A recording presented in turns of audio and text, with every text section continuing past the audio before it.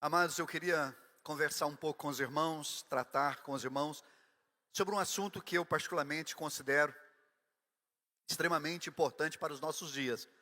O tema dessa palavra é entendendo a natureza da tribulação. Repita comigo, entendendo a natureza da tribulação. É importante que você entenda a natureza da tribulação. Isso vai facilitar a sua vida cristã. Talvez você está aqui essa noite e você foi vítima de um evangelista da década de 90.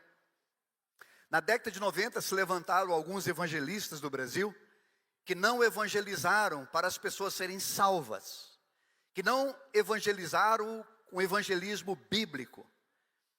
Porque o verdadeiro evangelismo, primeiro plano, você mostra para a pessoa que ela é uma pecadora, que todos pecaram e carecem da glória de Deus. Em segundo lugar, você mostra para essa pessoa que Deus resolveu o problema do pecado, que o salário do pecado é a morte, mas Deus resolveu o problema do pecado, colocando o seu filho na cruz e pagando o preço pelo nosso pecado. Depois você mostra para essa pessoa que ela precisa reconhecer o sacrifício de Jesus, que ela precisa receber Jesus como seu Senhor e como seu Salvador, mas tudo isso debaixo de arrependimento. O arrependimento é a porta do reino de Deus. O arrependimento é a porta para a salvação. Quem entende isso, diga amém. Mas a partir da década de 90 no Brasil se levantaram muitos evangelistas que não evangelizaram para as pessoas serem salvas. Evangelizaram para encher os prédios. Evangelizaram para encher os templos. Evangelizaram para encher os prédios de gente, muitas delas sem conhecer o Senhor. Talvez você está aqui essa noite, você foi vítima desse evangelista. Mas graças a Deus que você permaneceu aqui, ouviu o evangelho. Se você foi para uma igreja séria, onde se prega o verdadeiro evangelho, você entendeu a salvação e Deus te salvou. Eu creio que todos que estão aqui estão salvos em nome de Jesus, amém? Mas é importante a gente entender isso, que nem todo evangelismo foi bem feito. Há o evangelismo para salvação e há o evangelismo para encher o prédio. Como que funciona esse evangelismo para encher os prédios? Isso aconteceu demais na década de 90. Na década de 90 surgiu uma das maiores denominações que nós temos no Brasil hoje, exatamente com esse evangelismo. O slogan dessa denominação é: pare de sofrer. Esse evangelismo, amados, convida você para vir ao evangelho, para você ser beneficiado. Esse evangelismo convida você para ganhar uma casa nova. Esse evangelismo convida você para prosperidade, para ter carro, para ter uma mansão no Alphaville. Esse evangelismo diz assim para você: vem para Jesus e os seus problemas acabaram. Os mais antigos aqui vão me entender e vai lembrar. Na década de 90 surgiu um bruxo no Brasil, e ele prometia um monte de coisa e dizia assim para as pessoas: ligue já. Quem se lembra? Os velhos diziam: pode levantar a mão, eu sei que você tem quase a minha idade, vai lá. Então na década de 90 houve esse evangelismo. Vem que Deus vai te dar isso, vem que Deus vai te dar aquilo, vem que os seus problemas vão se acabar. E muitos vieram, amados, e muitos se frustraram, porque descobriram que a coisa não é bem assim. Então você que é salvo hoje, talvez você está começando a sua jornada cristã, é importante você entender a natureza da tribulação. Diga comigo, a natureza da tribulação. Deixa eu consertar um negócio aqui. É interessante, amados, quando eu comecei na minha vida cristã, eu recebi as pessoas lá no meu gabinete. Eu tentei uma época ser pastor de ovelhas, então eu recebi as pessoas lá. E as pessoas crentes, muito tempo na igreja, elas começavam a dizer: pastor, eu estou cheio de tribulação. Pastor, é tribulação para todo lado. É tribulação no casamento, na família, é tribulação financeira, é muita tribulação. Eu, um jovem pastor, amando aquela ovelha, eu me desesperava. Eu me comprometia com ela, eu fazia promessas, eu dizia, vamos fazer uma campanha de oração, eu vou entrar com você nesse negócio, eu vou pegar o diabo pela goela. E eu fazia ali uma série de promessas para ela, eu dizia, querida, fica firme, porque isso aí vai acabar logo, Deus não te chamou para isso, Deus quer que você seja abençoada. Eu me desesperava, fazia qualquer coisa, fazia aquelas orações aquelas orações violentas. Já fez orações violentas? Onde você pega o diabo pela goela? Eu fazia. Eu dizia, irmã, hoje nós vamos resolver esse problema. Você vai voltar para casa mudada. Eu sofria muito com isso. Até eu entender, amados, que algumas tribulações, sobretudo na vida dos cristãos, vêm por pecados não confessados. Por pecados não colocados na luz. Escute isso.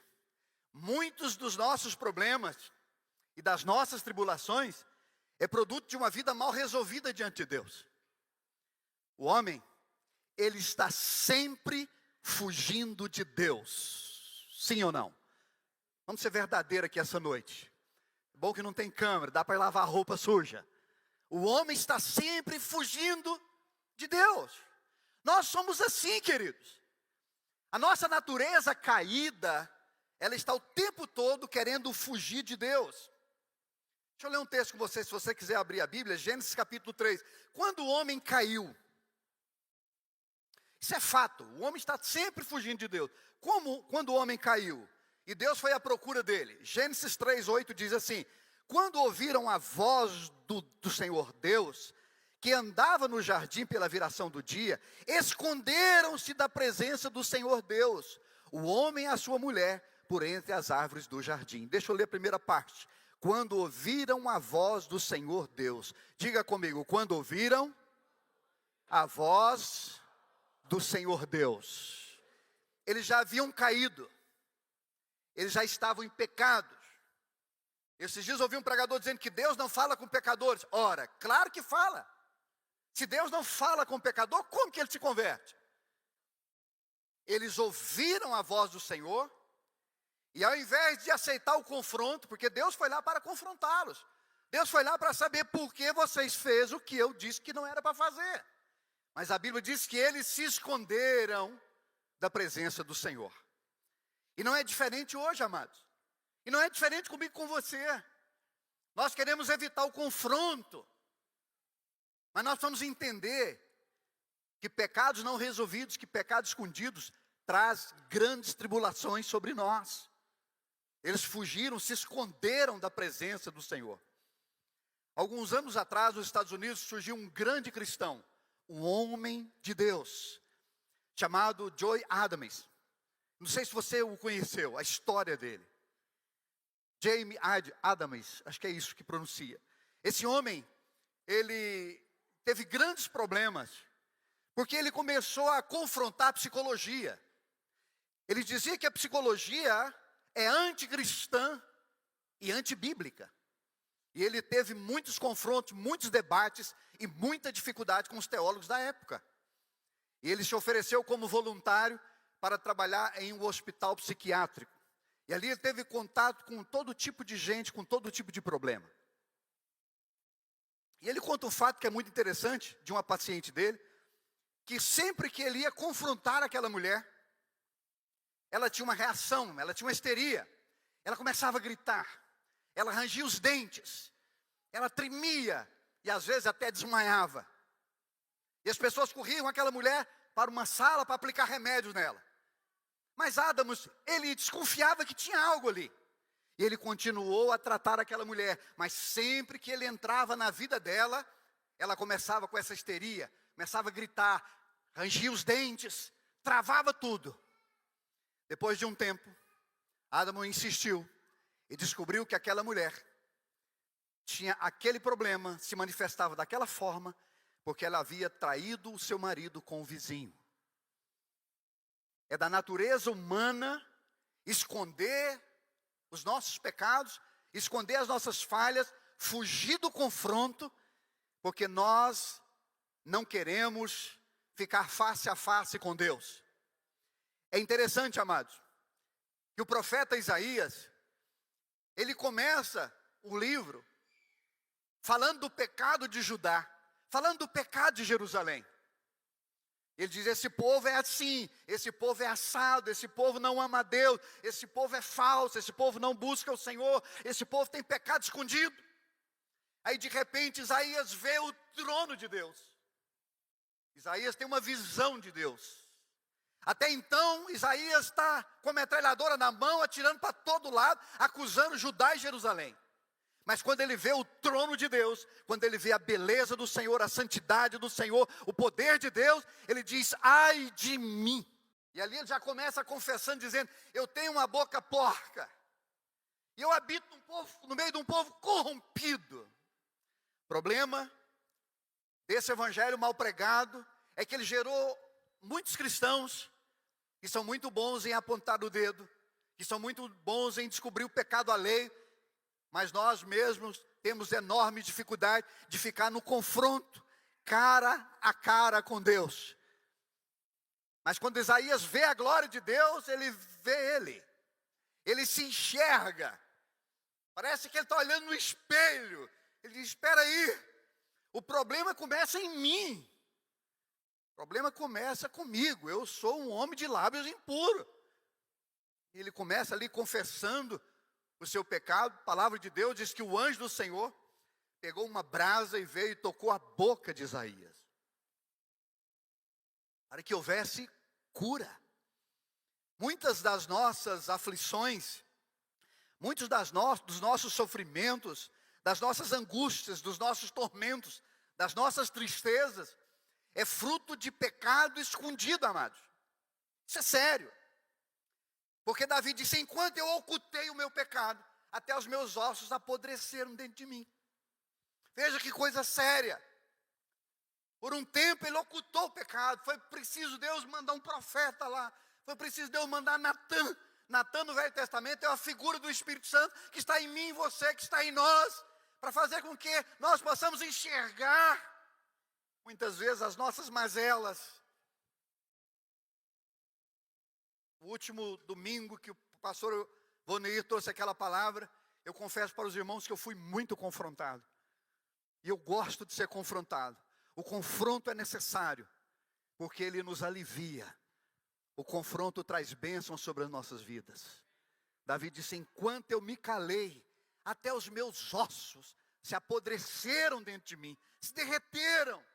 Veja que coisa séria. Mas ele diz, mas quando eu confessei, mas quando eu trouxe a luz, houve prosperidade, houve alívio, houve descanso. Então eu preciso deixar isso aqui, antes de eu aprofundar no que eu quero falar com os irmãos. Precisamos entender a natureza da tribulação. A vida cristã, você passa por adversidades, sofrimentos e tribulações. Agora veja bem que eu disse que você passa, e você passa mesmo. Você não fica. Eu tenho algum tempo de caminhada com Deus, amados. Eu tenho experiência para falar com os irmãos do que eu vou falar essa noite. Eu tenho autoridade para tratar desse assunto. Porque eu já passei por muitas adversidades. E sei que se Jesus demorar, eu ainda vou passar por muitas outras. Mas eu sei também, amados, que o Senhor disse lá em Apocalipse, que o vencedor sentará com ele, como ele sentou como Pai. Glória a Deus, amados. Você pode abrir a sua Bíblia, por favor, no Evangelho de João, no capítulo 16, mesmo que seja projetado, eu prefiro que você abra a sua Bíblia, porque aí você acaba fazendo algumas anotações importantes aí. Eu preciso, enquanto você vai abrir a Bíblia, dizer duas coisas ainda para você. João, capítulo 16. Isso aqui é muito importante. Enquanto você vai abrindo, diga comigo, tribulação não é maldição.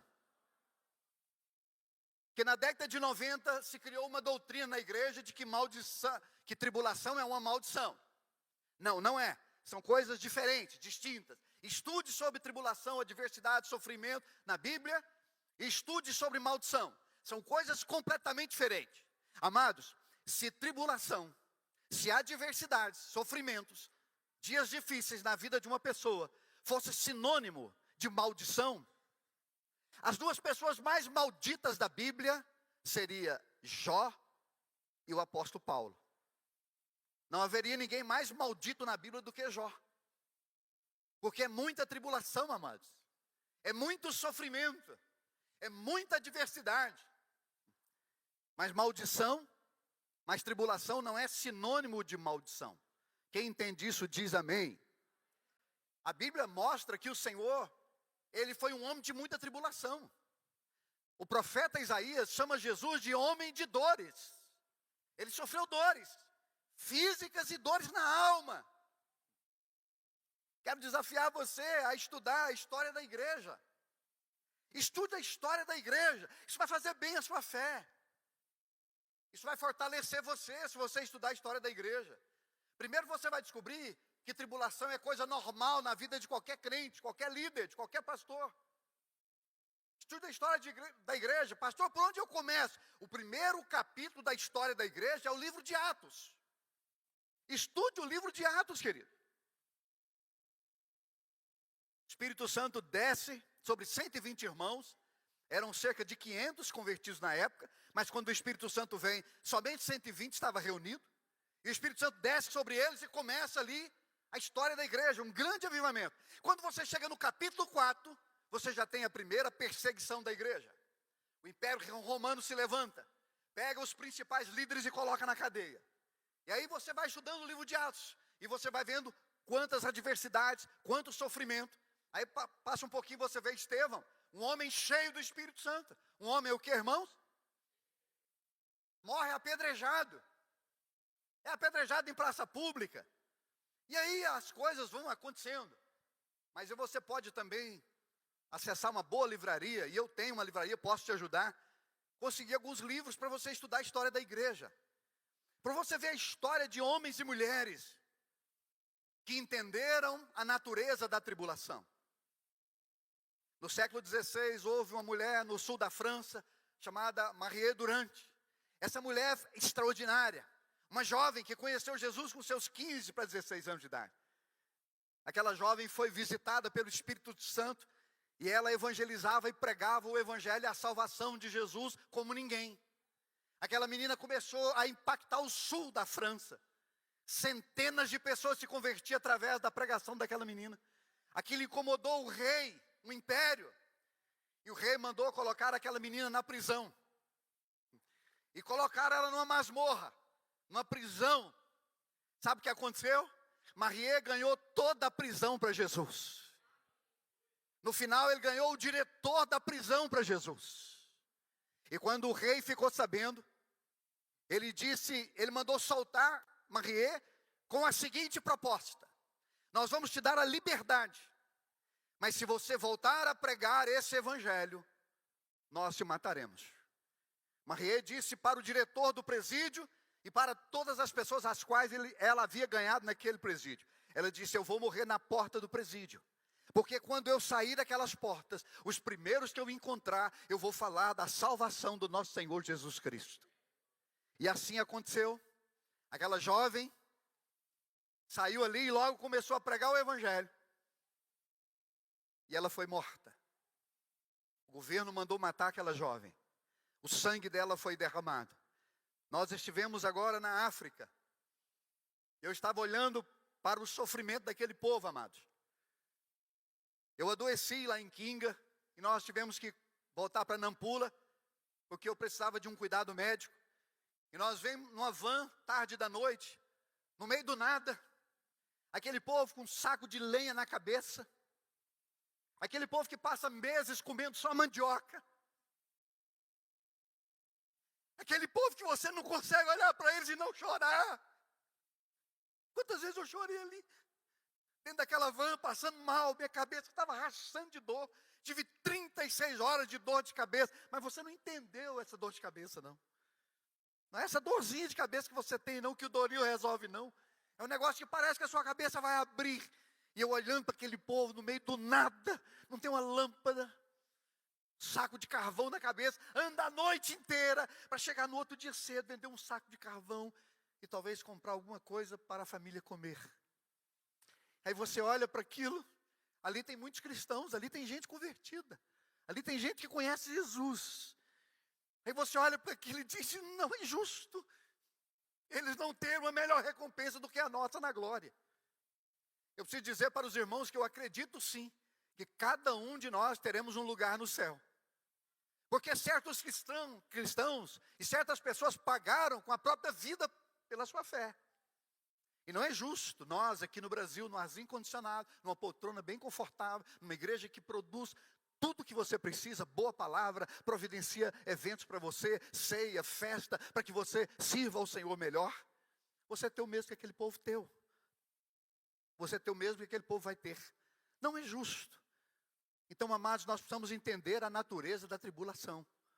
Nós estamos vivendo um tempo de crente Nutella. Nós estamos vivendo um tempo de crentes fracos. Mulheres fracas, que não querem ter filhos. E homens fracos, que não querem ser homens. Essa frase não é minha, é do Timothy Keller. E eu concordo com ele plenamente. Temos uma geração de mulheres fracas que não querem ter filhos. E de homens fracos que não querem ser homens. Fui impactado com essa frase de Timothy Keller. É uma grande verdade, amados. Precisamos entender a natureza da tribulação. A maior parte da nossa murmuração se dá no momento em que nós enfrentamos uma adversidade. Parece que só nós que estamos sofrendo. Parece que não tem ninguém mais na terra passando por aquilo. Parece que é só você que está sofrendo. Parece que Deus abandonou você, cuidou de todo mundo, mas você largou na chapada. E aí a gente começa a murmurar. Parece que é o fim. Às vezes a gente passa por algumas tribulações que você pensa que é o fim. Alguns anos atrás eu passei por algo que me doeu na alma como nunca. Porque uma coisa, mas é você passar uma crise na sua vida financeira. Você tem ali alguma dificuldade no seu casamento. Outra coisa é quando você vê um filho seu debaixo de uma sentença de um médico. Isso mexe com as suas estruturas. E é nesse momento que, se você não tiver uma consciência de que Deus está com você, você roda, amado. Vamos ler o texto. João capítulo 16. Vamos ler só 2 versos por enquanto, para nós ganharmos tempo. Verso 32, João 16, 32. Jesus falando. Eis que vem a hora, e já é chegada, em que sereis dispersos, cada um para a sua casa, e me deixareis só. Contudo, não estou só, porque o Pai está comigo. 33. Essas coisas vos tenho dito, para que tenhais paz em mim. No mundo passais por aflições, mas tende bom ânimo, eu venci o mundo. Deixa eu te falar 4 coisas aqui em cima desses 2 versos. Primeira coisa que eu quero te dizer é o seguinte: se você não tem certeza, olhe para mim, por favor. Se você não tem certeza de que Deus está com você na tribulação, você vai sucumbir. Vou repetir. Se você não está convicto, se você não tem a certeza, se você não tem fé suficiente para acreditar que Deus está com você nos seus momentos de adversidade, sinto em te dizer, queridos, você vai sucumbir.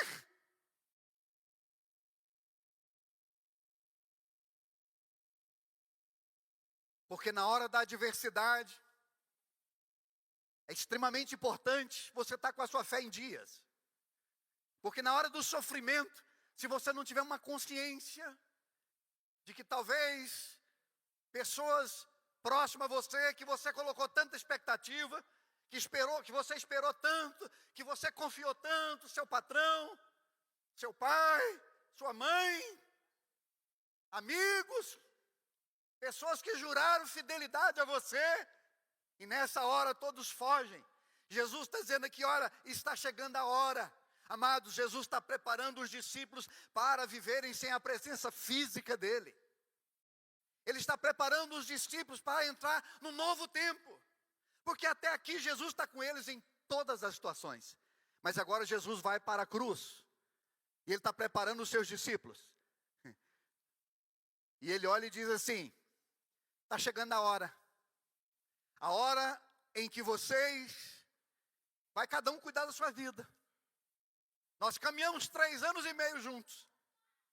Mas está chegando a hora que está vindo aí uma tribulação, está vindo aí uma perseguição, está vindo aí uma crise, um sofrimento. Ele estava se referindo à cruz, em que vocês não suportarão, vocês não entendem esse momento. Vocês não sabem lidar com o que tem à frente. É isso que Jesus está dizendo. E quando esse momento chegar, cada um de vocês vai para casa. E eu vou ficar só. É isso que ele está dizendo no 32. Mas aí Jesus diz, mas eu não estou só. O Pai está comigo. Na hora da adversidade, se você não entender que Deus está com você, você vai sucumbir. Mateus 28, 20, Jesus diz, eis que estou convosco todos os dias até a consumação do século. Você pode até ir para casa, você pode até se acovardar, você pode até desistir, mas Deus não desistirá de você. Deus não vai deixar você na chapada. Segundo lugar, se ninguém ficou com você,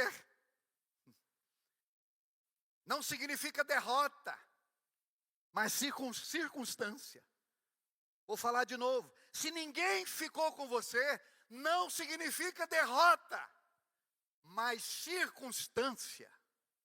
Por isso que Jesus entendeu.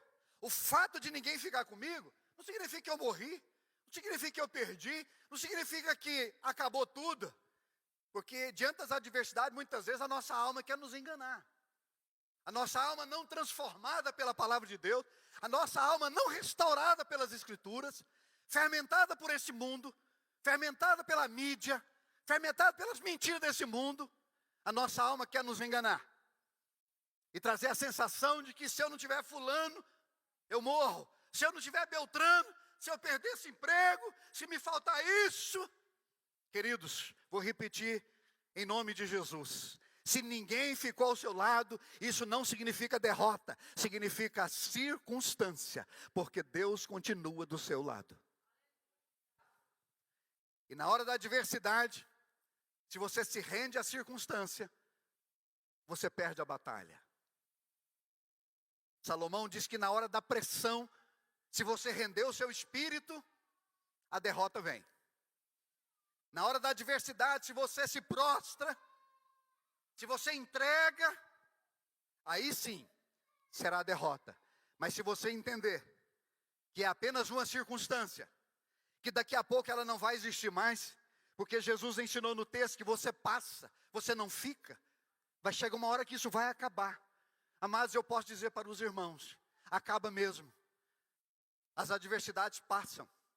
É verdade que levanta-se outras, mas todas elas passam, porque Deus é fiel para cumprir a sua palavra com você. Terceiro lugar, não adianta você abraçar esse evangelho, melzinho da chupeta, porque Jesus é quem diz aqui, que eu e você, que nós passaremos. Foi Jesus quem disse, vai acontecer, amados. Então é melhor você se preparar. O ruim é quando você enfrenta algo que você não foi avisado. Mas Jesus está avisando. Ele está dizendo, olha, enquanto vocês estiverem nesse mundo, enquanto vocês estão aqui como peregrinos nessa terra, caminhando para a Nova Jerusalém, caminhando para a glória, caminhando para o encontro do noivo, esse período tem. Então se prepare. Construa a sua fé. Entenda que Deus está com você, amém, amados? Quarto lugar, abra sua Bíblia no Salmo 4, por favor. Em quarto lugar, nós não podemos perder a paz. Eu quero ler 2 versos com você. Um nós vamos ler, o outro eu quero que projete. Projeta para mim, por favor, aqui Isaías 26, capítulo 3, verso 3. Salmo 4. Perdão, tem que projetar os dois que eu não salvei aqui. Projeta para mim Salmo 4, verso 8. Abra sua Bíblia no Salmo 4, no verso 8. Cadê o nosso projetor aqui? Vai aparecer, pode ficar aí que vai aparecer. 1, 2, 3, agora! A fé falhou. 1, 2, 3. Eu também não. Em paz me deito e logo pego no sono. Pode dar glória a Deus? Isso é a cara dos crentes, né, irmãos? Dorme que é uma maravilha. Porque, Senhor, só tu me fazes repousar seguro. Esse dormir aí, irmãos, não é o sono literal. Diga comigo, esse dormir é um descanso. Por que ele dormiu? Por que ele deitou e rapidinho estava roncando, igual o João Neto? Irmãos, não tem um ser humano na terra que dorme mais rápido que o João. Não existe. Mas é um negócio impressionante. Ele deita assim, ó. Nós chegamos no hotel, eu, ele e o Voneir. Aí cada um escolheu uma cama. O hotel tinha 4, 3 camas, né? Aí eu estou aqui arrumando minha mala. E o Voneir passou e começou a arrumar dele. E o João já... Quando eu virei assim, o João já estava deitando. Quando eu fui abrir o zíper... Aí eu falei, Voneir, será que ele não está disfarçando? Não, não pode. Não, ele já está dormindo. Então ninguém dorme mais rápido que aquele homem, irmão. Mas dormir aqui fala de descanso. Quantos aqui sabem que a paz do Senhor está sobre a sua vida? Da glória a Deus. Jesus disse assim, eu vos dou a minha paz. Não dou como o mundo dá. A paz do mundo se resume em dinheiro, fama, bem-estar, saúde. Mas a paz de Jesus é uma segurança no meio da adversidade. Quando Jesus diz assim para você, eu vos envio como ovelha para o meio de lobo, Jesus não é doido e nem está te enviando para uma missão suicida. Jesus sabe o que ele está fazendo, porque ele te envia em paz, ele te envia na unção dele, e ninguém toca em você em nome de Jesus. Isaías 26, verso 3, por favor. Quem está entendendo isso, diga amém. Jesus está mostrando aqui um segredo. O segredo é você não perder a paz. Amém, amados? Diga bem forte comigo, o segredo é não perder a paz. Diga para pelo menos 3 pessoas ao seu redor. Amém, amados? As adversidades vão surgir, sofrimentos, as tribulações, as lutas. Aí Jesus diz para você assim, não perca a sua paz. No mundo vocês vão passar. Mas eu vou dar um segredo para vocês. É não perder a paz. É ficar tranquilo. É cantar na prisão como os apóstolos. É dormir no barco na hora da tempestade.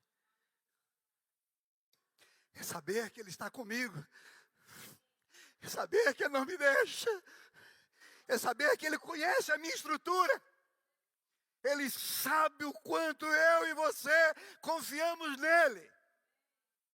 E o quanto estamos de fato em paz. Irmãos, quando a gente não aprende a paz, você rala muito. Esses dias eu preciso trocar o meu carro, eu preciso de um carro que tem uma carroceria. Irmãos, que luta para trocar esse carro. Eu já tentei. Eu fico entrando no site de carro, já tentei. Quando foi onde Deus falou para mim, e aí, vai continuar tentando ou vai buscar minha paz? Irmãos, até carro batido me ofereceram. Aí ontem, eu falei, é verdade. Essa palavra aqui, ela já está no meu computador há dias atrás. E o Senhor me deu essa palavra. Aí ontem à tarde ele me lembrou. Mas por que você não entra em paz? Por que você não larga essa fadiga de ficar olhando, caçando carro aí e entra em paz? Porque eu te dei a minha paz. E na paz as coisas funcionam. Irmãos, eu fui tão tocado que falei, vou pregar amanhã sobre isso. Por isso que eu estou pregando o que eu estou pregando. Tu, Senhor, conservarás em perfeita paz aquele cujo propósito é firme. Quem está firme aí no Senhor? Quem está com um propósito firme de servir a Deus? Independente das circunstâncias. Quem está firme no propósito de continuar com Jesus, dá glória a Deus. Vira para o seu irmão e fala, você é imorrível. Quem aqui já recebeu Jesus, dá glória a Deus? Então Jesus falou assim, você não precisa temer o homem. Você não precisa temer as adversidades. Você tem que temer a Deus. que pode tanto matar o corpo como lançar a alma no inferno. Mas você não. Você está garantido. O seu propósito é firme. Deus vai trazer paz na adversidade. Senhor, mas está rodando tudo. Queridos, fiquem em paz. Ele não perdeu o controle do navio. Ele não está como você. Você pode imaginar Jesus roendo a unha algumas horas da cruz. Você pode imaginar Jesus lá no Getsemane, reunir os discípulos. Gente, falta algumas horas para a cruz. E agora? E agora? E se essa cruz for muito pesada? E se Deus desistir desse negócio de ressurreição? Você pode imaginar Jesus assim? Não, ele não estava assim. Ele estava lá no Getsemane.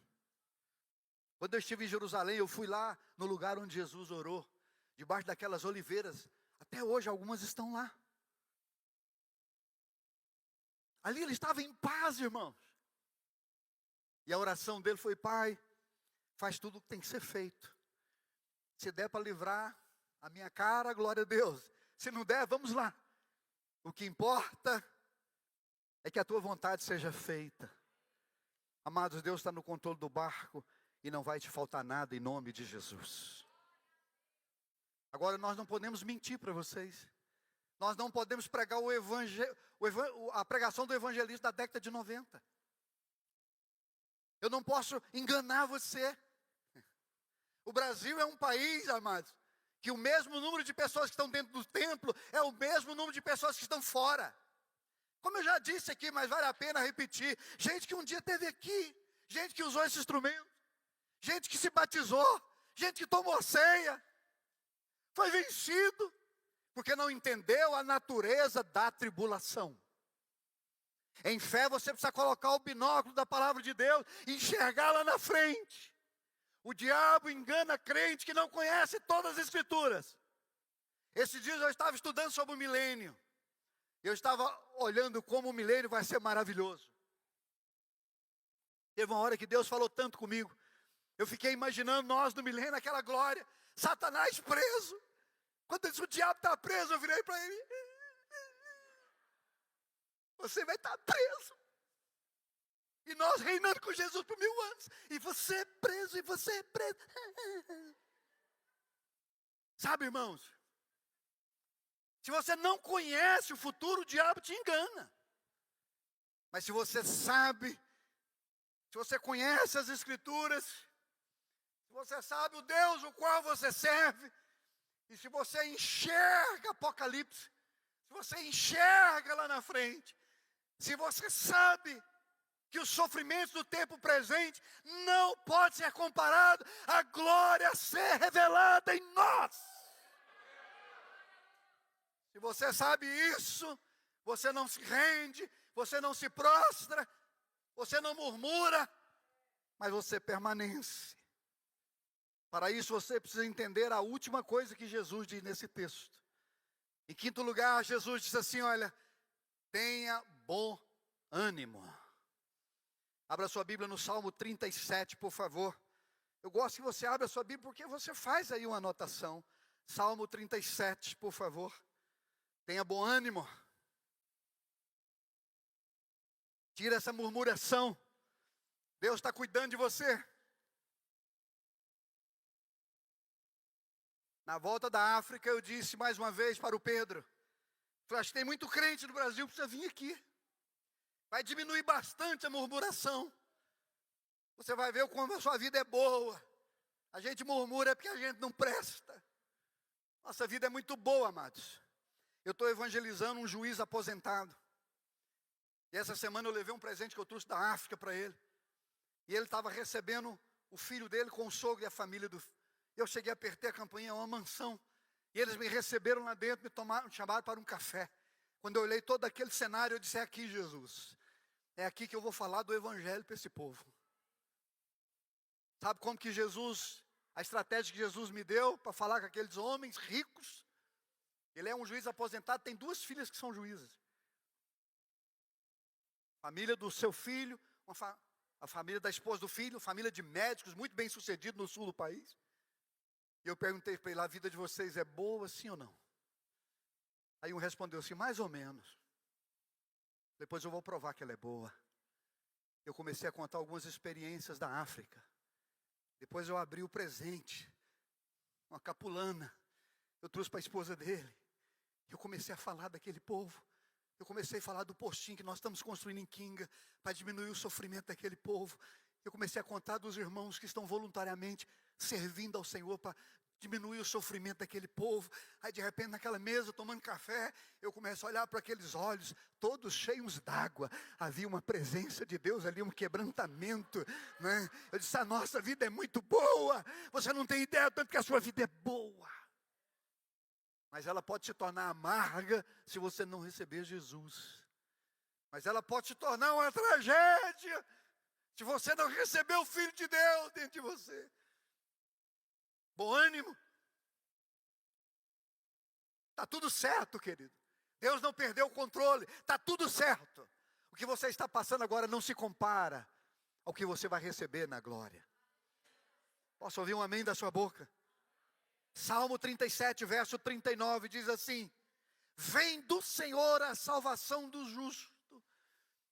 Não é do Bolsa Família, não é do próximo presidente, não é do seu patrão, não é do seu dinheiro, não é da sua formatura, não é do seu diploma. Vem do Senhor. Vem dele, por meio dele, todas as coisas da sua vida. Vem do Senhor, vem do Senhor, Ele está te assistindo.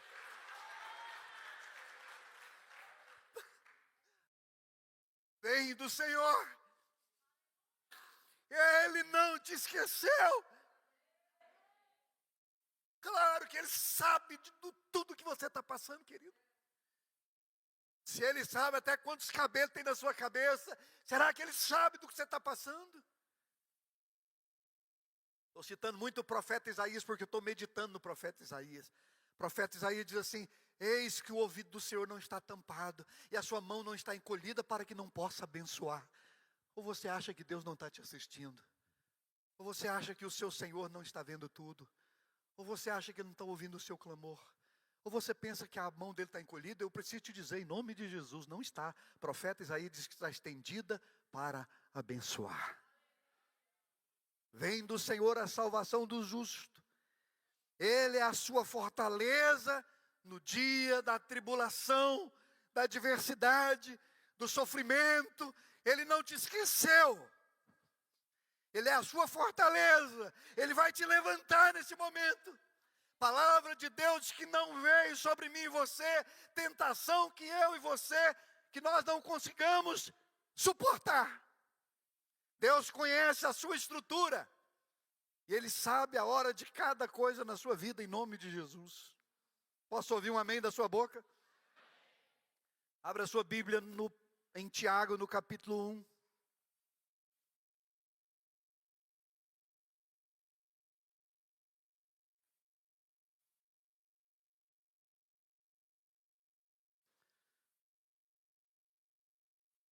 Verso 2 e 3 de Tiago, capítulo 1.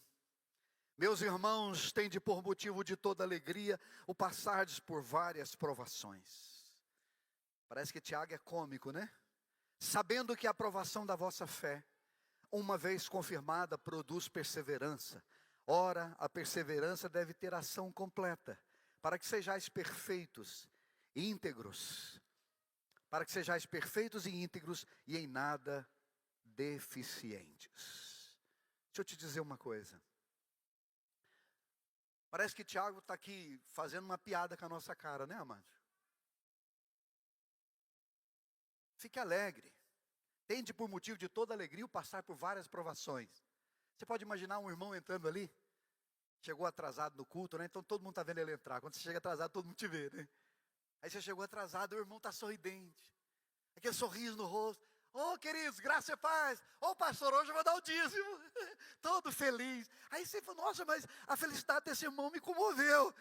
Eu fiquei tocado pela felicidade dele. Eu vou conversar um pouquinho com esse irmão. Aí você chama ele no canto e fala, querido, você está radiante. Você está tão feliz. Eu nunca te vi assim tão feliz. O que está acontecendo? Olha, querido, eu vou abrir meu coração para você. Vou contar. Eu estou passando por um monte de tribulação. Você imagina um negócio desse, amado? Parece que Tiago está falando isso. Nós precisamos entender a Bíblia, amados. Você precisa entender a Bíblia. Não, você pensa, esse Tiago está com gozação na minha cara. Imagine você cantando na rua. Eu vou. Para onde você vai? Eu estou tão feliz, eu vou para Jerusalém cheio de tribulação.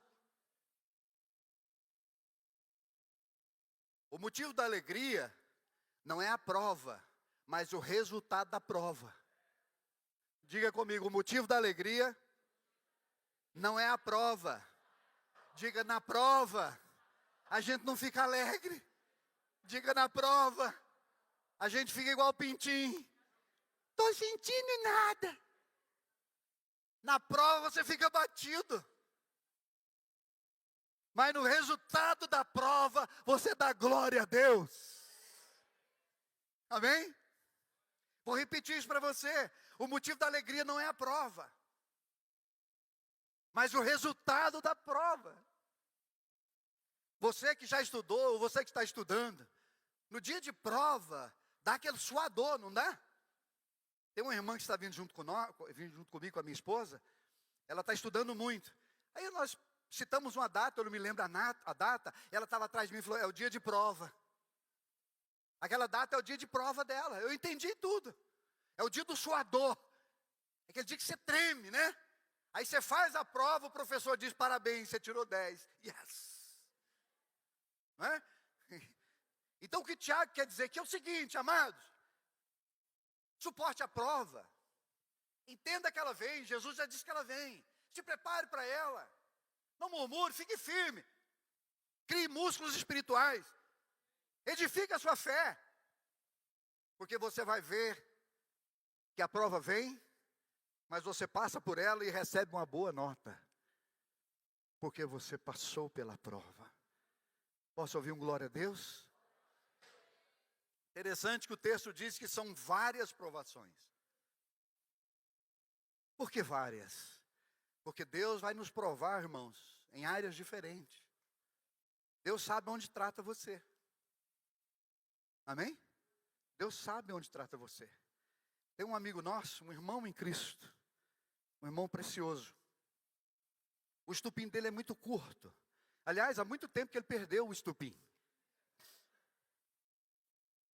Irmãos, ele é tão nervoso que se você olhar para ele assim muito tempo, ele não dá graça e paz não. Ele pergunta assim, o que foi? E aí a esposa dele disse para mim, Geraldo, toda semana meu marido arruma uma confusão. Eu falei, é Deus. Ela falou, Deus? Como assim Deus? Eu falei, é Deus. Deus está colocando ele diante dessas provas, diante dessas adversidades, dessas situações, para tratar ele. Ele não pode ser assim. As várias provações, se você é avarento, você vai enfrentar luta nessa área, amados. Porque Deus quer provar você em tudo. Deus quer que você passe em todas as provas, para que você seja um melhor marido, para que você seja uma melhor esposa, para que você seja o melhor pai, mãe, para que você seja o melhor filho, e agora eu falo a todos, porque todos são filhos, para que você seja um melhor profissional, para que você seja um bom funcionário, para que você seja um bom cristão, para que você seja um bom líder, para que você seja um bom pastor. Amados, eu descobri uma coisa nessa caminhada, Deus está sempre tratando com a gente. Essas várias tribulações aqui, elas sempre vêm. Elas passam, são as provas. Mas chega uma hora que você vai estar tão construído em Deus. Chega uma hora que você tem um conhecimento de Deus tão extraordinário, que as tribulações vêm, você já recebe elas diferente. Porque você já sabe que ela vai vir, mas você já sabe também que Deus vai ser com você e vai te dar graça para passar por elas. Chega uma hora que você enfrenta elas diferente, amados. Estude a história dos grandes homens de Deus. Você vai descobrir que todos eles passaram por lutas. Todos eles passaram por dificuldade. Abra sua Bíblia comigo em Romanos. Romanos capítulo 12. Deus vai testar a nossa fé, não tem como, querido. Romanos 12, verso 12 diz assim, Romanos 12, 12. Regozijai-vos na esperança. Diga comigo, a esperança. Todo mundo que não falar não vai para o céu. A esperança. Você vê que todo mundo quer ir para o céu, né? Diga, a esperança diz respeito ao futuro. Essa é uma das melhores formas de você passar pelas tribulações. Focando no futuro. Amados, fica firme. Lá na frente você vai botar a língua para o diabo. Passei. Então ele diz, regozijai-vos na esperança. Eu tenho uma esperança. Eu tenho algo firme.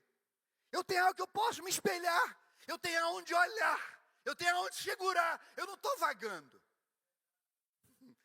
Eu sei o que me espera. Eu sei como eu serei. Eu sei que eu receberei um corpo de glória. Eu sei que eu serei semelhante a Ele. Na eternidade, todos nós teremos a mesma idade do Senhor. Todos nós teremos 33 anos. Quem tem mais de 33, ó, dá glória a Deus. Quem tem menos de 33, ó, a palavra de Deus diz que nós seremos semelhantes a Ele. Eu aprendi isso com Etmani. O que significa essa semelhança? Está relacionado com caráter, com idade, com jeito de ser, com corpo santificado, é uma série de coisas. Então ele diz, regozijai-vos na esperança, sede pacientes na tribulação, na oração perseverante. Dá para a gente terminar aqui, tem muita coisa, mas acho que dá para a gente terminar aqui. Vamos ler de novo o texto, olhe para cá. Regozijai-vos na esperança, sede pacientes na tribulação. Diga para a pessoa que está ao seu lado, diga, cabeção, paciência. Agora para outro cabeção do outro lado, diga, paciência. Diga assim para ele, Deus não está no seu tempo. Por que a gente não tem paciência, amados? Porque a gente não entende o tempo de Deus, querido. Nós queremos que o tempo de Deus seja o nosso tempo. Você quer as coisas do seu jeito. Você quer as coisas do seu tempo. Você quer as coisas da sua hora. E Deus, Ele não é nosso servo, Ele é o nosso Senhor. Então, paciência. As coisas vão acontecer. Ele não é homem para que minta. Ele prometeu para você, Ele vai cumprir o que Ele prometeu. Amém, amados? Na oração, perseverantes. Diga bem forte, na oração, perseverantes. Diga comigo, as tribulações contribuem para o nosso aperfeiçoamento. Diga perseverança, integridade e perfeição. A tribulação não tem o propósito de destruir você. A tribulação tem dois propósitos. Diga comigo, as tribulações, diga as adversidades da vida, tem dois propósitos. Diga, mostrar o tamanho do meu Deus. Diga, 2, me aperfeiçoar.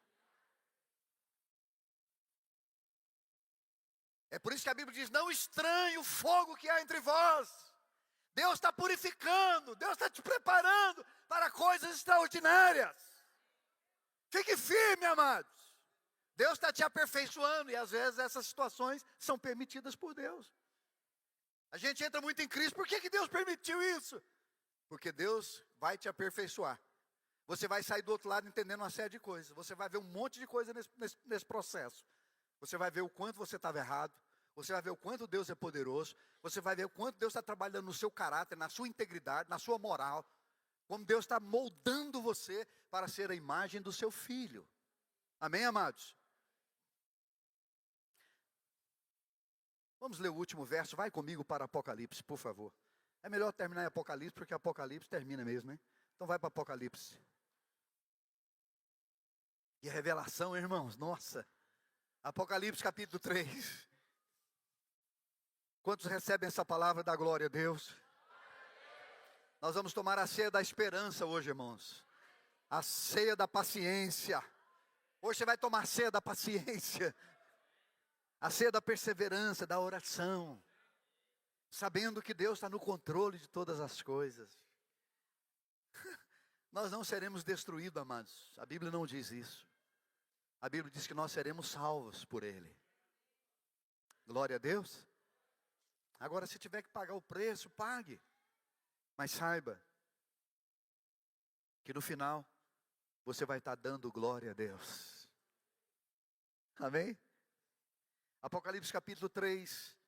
Nós vamos falar sobre Laodiceia. Nós vamos ler um texto relacionado com a igreja de Laodiceia. Laodiceia é a igreja de hoje. É a última igreja de Apocalipse. É a igreja dos nossos dias. A palavra Laodiceia significa mal casada. É uma igreja que quer Jesus, mas quer o pecado também. Mas veja o que a promessa que o Senhor coloca à igreja de Laodiceia, que somos nós. Ele diz, verso 21. Ao vencedor, dar-lhe-ei de sentar-se comigo no meu trono.